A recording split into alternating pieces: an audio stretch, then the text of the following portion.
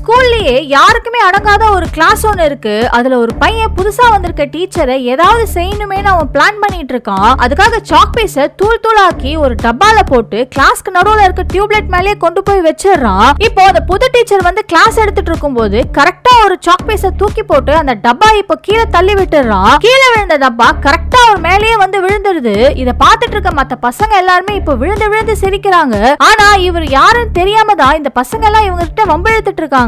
ஆக்சுவலா இவரோட ஏரியாவுல இவர் ஒரு பெரிய ரவுடி. இவருக்கு கீழே நிறைய பேருங்க வேலை பார்த்துட்டு இருக்காங்க.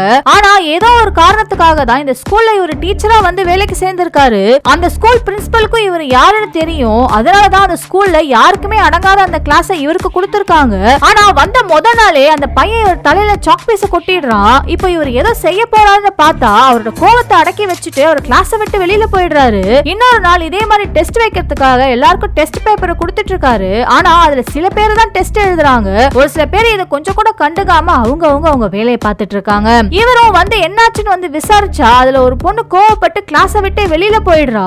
இன்னொரு பையன் இவரை கோவப்படுத்துற மாதிரி கையை தட்டி கிண்டல் பண்ணிட்டு இருக்கான். அப்பதான் இவர் கோவத்தை சுத்தமா கண்ட்ரோலே பண்ண முடியாம அவரோட சுயரூபத்தை காட்டிடுறாரு.